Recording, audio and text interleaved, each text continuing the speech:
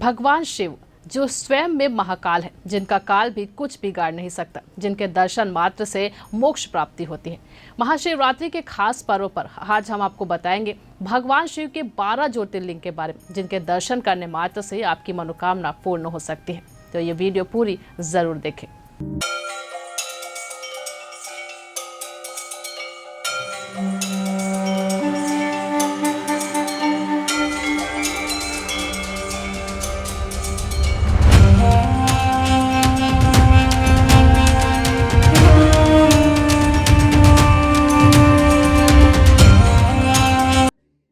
नमस्कार, मैं हूं आपके साथ ललिता चक्रधारी और आप देख रहे हैं न्यूज़ प्लस 21।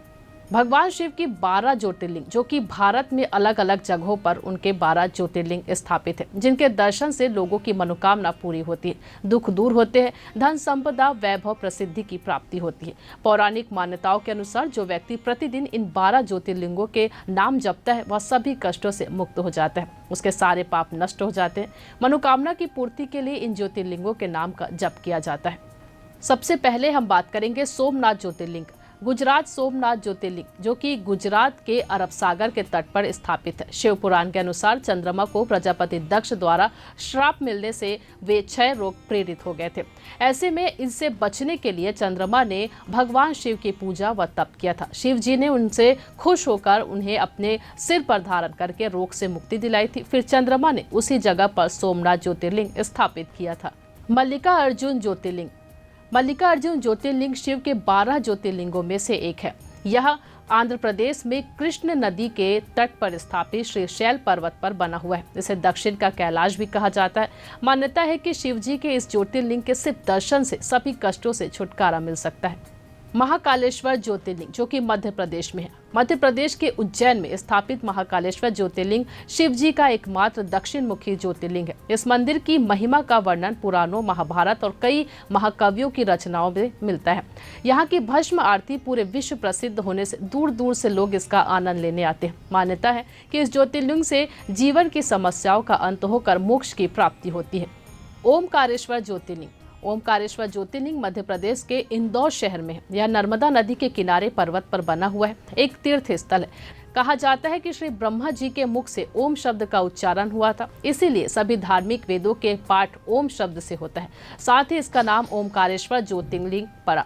मान्यता है कि सभी तीर्थों का जल इकट्ठा करके ओमकारेश्वर में अर्पित करने से सारे तीर्थ पूरी हो जाते हैं। केदारनाथ ज्योतिर्लिंग, जो कि उत्तराखंड में। उत्तराखंड केदारनाथ ज्योतिर्लिंग को 4 धामों में से एक माना जाता है। यह उत्तराखंड में अलकनंदा और मंदाकिनी नदियों के तट केदार नाम की चोटी पर बसा है। साथ ही इसके पूर्वी दिशा में श्री बद्रीनाथ धाम मंदिर स्थापित है। धार्मिक मान्यताओं के अनुसार बद्रीनाथ जाने वाले यात्रियों को केदारनाथ के दर्शन करना बेहद जरूरी है, नहीं तो उनकी पूजा व यात्रा अधूरी मानी जाती है। भीमाशंकर ज्योतिर्लिंग महाराष्ट्र के पुणे से करीब 110 किलोमीटर दूर बसा हुआ है। ज्योतिर्लिंग बेहद मोटा होने से यह मोटेश्वर महादेव के नाम से भी पुकारा जाता है। विश्वनाथ ज्योतिर्लिंग उत्तर प्रदेश, जो कि उत्तर प्रदेश के वाराणसी शहर के गंगा नदी के तट पर विश्वनाथ ज्योतिर्लिंग स्थापित है। पौराणिक कथाओं के अनुसार भगवान शिव कैलाश छोड़कर इसी स्थान पर निवास किए थे। मान्यता है कि भगवान शिव के इस मंदिर के दर्शन करने व गंगा स्नान से मोक्ष मिलता है। महाशिवरात्रि के शुभ अवसर पर इस मंदिर को खास तौर पर सजाया जाता है। साथ ही ढोल व नगाड़े से शोभा यात्रा निकाली जाती है। त्र्यंबकेश्वर ज्योतिर्लिंग, जो कि महाराष्ट्र के नासिक से शहर से करीब 30 से 35 किलोमीटर दूर गोदावरी नदी पर स्थापित है। इस मंदिर को काले पत्थर से तैयार किया गया है। शिव पुराण के अनुसार गौतम ऋषि और गोदावरी द्वारा आग्रह करने पर भगवान शिव ने इसी जगह पर निवास किया था। ऐसे में यह दुनिया भर में त्र्यंबकेश्वर नाम से मशहूर हुआ। वैद्यनाथ ज्योतिर्लिंग, जो कि झारखंड में है। वैद्यनाथ ज्योतिर्लिंग को भगवान शिव के 12 ज्योतिर्लिंग में 9वां स्थान प्राप्त है। यह झारखंड के देवघर में स्थापित है।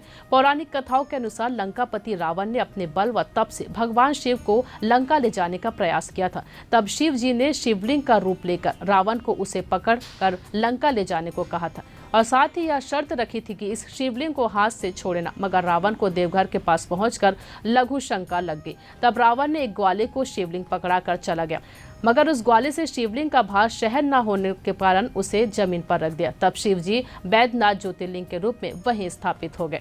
नागेश्वर ज्योतिर्लिंग जो कि गुजरात में है। भगवान शिव का नागेश्वर ज्योतिर्लिंग गुजरात में बड़ौदा क्षेत्र में गोमती द्वारका के पास स्थापित है। शिव जी ने नाग वासुकी को धारण किया था, ऐसे में उन्हें नागों के देवता भी कहा जाता है। ऐसे में यह नागेश्वर मंदिर के नाम से विख्यात हुआ।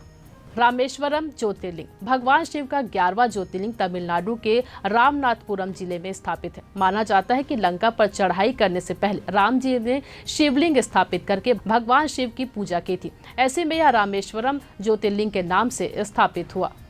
कृष्णेश्वर ज्योतिर्लिंग भगवान शिव के 12 ज्योतिर्लिंग में अंतिम स्थान पर आता है। कई भक्तों द्वारा इसे घुश्मेश्वर के नाम से जाना जाता है। कहा जाता है कि इस मंदिर को देवी अहिल्याबाई होलकर द्वारा बनवाया गया था। इस मंदिर के पास एक सरोवर भी बना हुआ है जो शिवालय के नाम से विख्यात है। इस मंदिर व सरोवर के दर्शन करने से ही मनोकामनाएं की पूर्ति होती है। तो ये थी भगवान शिव के 12 ज्योतिर्लिंगों के बारे में हमने आपको बताया। आपको ये खबर कैसी लगी हमें कमेंट करके जरूर बताएं। आप सभी को महाशिवरात्रि की ढेर सारी शुभकामनाएं।